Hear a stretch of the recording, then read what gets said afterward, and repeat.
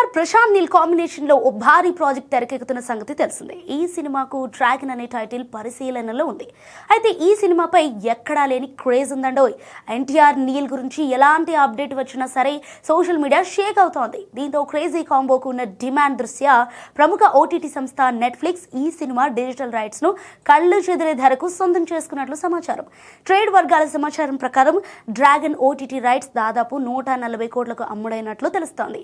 All languages కలిపి ఈ deal ఇంకా పెద్ద మొత్తంలోనే ఉండొచ్చని అంచనా. ఓటీటీ మార్కెట్లో కొత్త నిబంధనల మధ్య కూడా ఈ రేంజ్ డీల్ జరగటం తార గ్లోబల్ స్టార్డమ్ కు నిదర్శనమని ఫ్యాన్స్ కామెంట్స్ చేస్తున్నారు.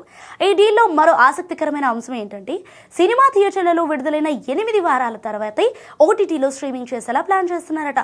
ప్రెజెంట్ జోర్డాన్ ఈ సినిమా షూటింగ్ శరవేగంగా జరుగుతోంది. సినిమాలోని కీలకమైన యాక్షన్ సీన్స్ ను అక్కడ షూట్ చేస్తున్నారు. ఉత్సాహంగా ఉల్లాసంగా చదువు సాగాలి, గొప్ప గొప్ప ఉద్యోగాలు సాధించాలి. Vignan deemed to be university.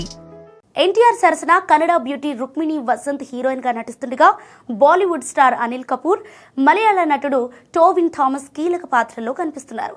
ఈ భారీ చిత్రానికి రవి బసూర్ సంగీతం అందిస్తుండగా జూన్ 25, 2026 విడుదల చేసేందుకు మేకర్స్ అయితే సిద్ధమవుతున్నారు. కానీ పోస్ట్ పోన్ అయ్యే అవకాశాలు కూడా ఎక్కువగా ఉన్నాయని తెలుస్తోంది.